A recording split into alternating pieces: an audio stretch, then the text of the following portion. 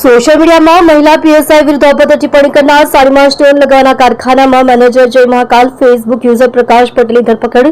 સુરતમાં વિપક્ષી નેતા અને પોલીસ વચ્ચેના ઘર્ષણ દરમિયાન ફરજ પર હાજર રહેલા મહિલા પોલીસ સબ ઇન્સ્પેક્ટર વિરુદ્ધ સોશિયલ મીડિયા પર અભદ્ર ટિપ્પણી કરનારા યુઝર્સ સામે પોલીસે કાયદાનો સકંજો કસ્યો છે. પુણા પોલીસે આ મામલે ફરિયાદ દાખલ કરી તપાસ શરૂ કરી હતી, જેના પગલે જય મહાકાલ નામથી ફેસબુક આઈડી ધરાવતા યુવક પ્રકાશ નાગજીભાઈ પટેલની ધરપકડ કરવામાં આવી છે. આરોપી પ્રકાશ સાડીમાં સ્ટોન લગાવવાના કારખાનામાં મેનેજર છે. મહિલા પીએસઆઈ વિરુદ્ધ અત્યંત અભદ્ર અને અપમાનજનક ટિપ્પણીઓ કરી હતી. આ સમગ્ર મામલો આમ આદમી પાર્ટી દ્વારા આયોજિત એક વિરોધ પ્રદર્શન સાથે જોડાયેલો છે. આ વિરોધ પ્રદર્શન દરમિયાન વિપક્ષી નેતા પાયલ સાકરિયા અને ફરજ પરના પોલીસ અધિકારીઓ વચ્ચે ઘર્ષણ થયું હતું. આ સમયે ફરજ નિભાવી રહેલા મહિલા પીએસઆઈની કામગીરીનો વિડીયો એક કાર્યકર રજનીકાંત વાઘાણીએ ઉતારીને સોશિયલ મીડિયા પર પોસ્ટ કર્યો હતો. આ વિડીયો પોસ્ટ થયા બાદ તે જ પોસ્ટ પર અનેક યુઝર્સે મહિલા પીએસઆઈ વિરુદ્ધ અત્યંત અભદ્ર અને અપમાનજનક ટિપ્પણીઓ કરી હતી, જે બાદ આ મામલો ગંભીર બની ગયો હતો.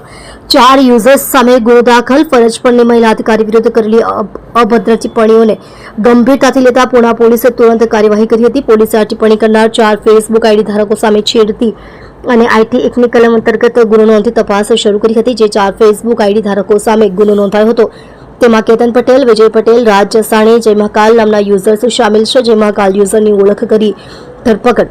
પોલીસે તપાસ દરમિયાન આ ફેસબુક આઈડી ધારકોની ઓળખ કરવાનું શરૂ કર્યું. ફેસબુક આઈડી જય મહાકાલ ધરાવનાર યુઝરની ઓળખ પ્રકાશ નાગજીભાઈ પટેલ, ઉંમર વર્ષ 30 તરીકે થઈ હતી. પ્રકાશ પટેલ વ્યવસાય સાડીમાં સ્ટોન લગાવવાના કારખાનામાં મેનેજર તરીકે ફરજ બજાવે છે. તે મૂળ બનાસકાંઠાના થરાદ તાલુકાના બેવટા ગામનો વતની છે અને હાલમાં સુરતમાં વાલંચા શેખપુર રોડ પર આવેલા રંગોલી પોઈન્ટ એપાર્ટમેન્ટમાં રહે છે. પુણા પોલીસે પ્રકાશ પટેલની અટકાયત કરી તેની સામે કાયદેસરની કાર્યવાહી હાથ ધરી છે.